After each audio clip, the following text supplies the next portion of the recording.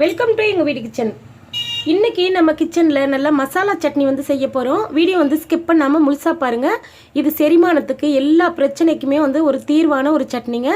டேஸ்ட்டும் பார்த்திங்கன்னா அந்தளவுக்கு சூப்பராக இருக்கும். அருமையான டேஸ்ட்டில் வந்து நம்ம சட்னி வந்து செய்ய போகிறோம். 1/4 டீஸ்பூன் மல்லி,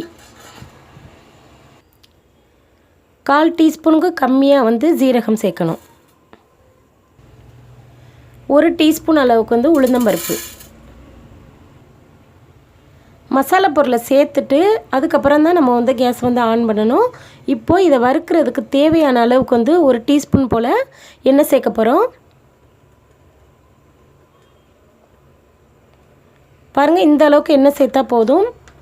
லைட்டாக இது வந்து கலர் வந்து நல்லா மாறினதுக்கப்புறம் நம்ம வந்து அடுத்தடுத்த பொருள் வந்து சேர்க்கணும். உளுந்தம்பருப்பு இந்த அளவுக்கு செவந்ததுக்கப்புறம் நம்ம வந்து சின்ன சைஸில் வந்து நான் வந்து இஞ்சி எடுத்திருக்கேன். ஒரு 5 பல் பூண்டு இதை வந்து சேர்த்துக்கணும். சேர்த்துட்டு இதையும் வந்து பச்சை வாசனை போகிற வரையும் லைட்டாக அப்படி வதக்கி விட்டுக்கலாம். காரத்துக்கு 3 பச்சை மிளகாய் எடுத்திருக்கேன். உங்கள் காரத்தை பொறுத்தளவு நீங்கள் வந்து எடுத்துக்கலாம். நான் வந்து 3 பச்சை மிளகாய் எடுத்திருக்கேன்.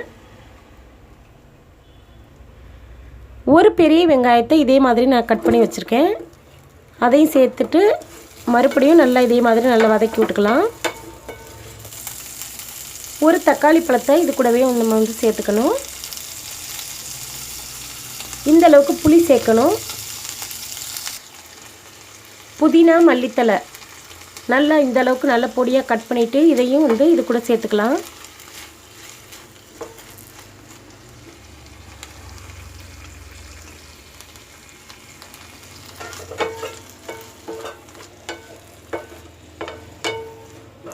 இது பேஸ்ட்டாக வதங்கணும்னு இல்லை, லைட்டாக வதங்கினாலே போதும். நம்ம வந்து சட்னி தான் நம்ம வந்து அரைக்க போகிறோம்.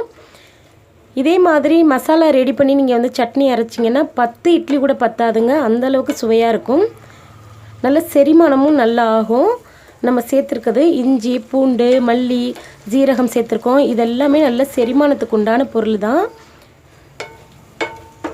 இதை வந்து நல்லா சட்னி வதங்குறதுக்கு இப்போது நம்ம வந்து உப்பு சேர்க்கலாம். மறுபடியும் லைட்டாக இப்படி ஒரு வதக்கி விட்டுட்டு இதை வந்து நல்லா ஆற வச்சு நம்ம வந்து சட்னி அரைக்க போகிறோம். அவ்வளோதாங்க. இப்போ வந்து கேஸை வந்து ஆஃப் பண்ணிட வேண்டியதான்.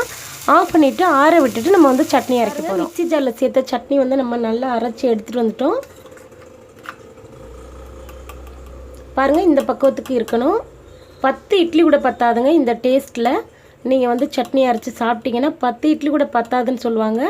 அந்தளவுக்கு நல்ல சூப்பரான டேஸ்ட்டாக இருக்கும். இதே மாதிரி இதே பக்குவத்தில் நீங்களும் வந்து சட்னி அரைச்சி சாப்பிட்டு பார்த்து எப்படி வந்துச்சுன்னு சொல்லுங்கள். இந்த வீடியோ பிடிச்சிருந்தா லைக் பண்ணி ஷேர் பண்ணுங்கள். மறக்காமல் எங்கள் வீட்டு கிச்சனை சப்ஸ்கிரைப் பண்ணுங்கள். தேங்க்யூ. தேங்க்ஸ் ஃபார் வாட்சிங். பாய்.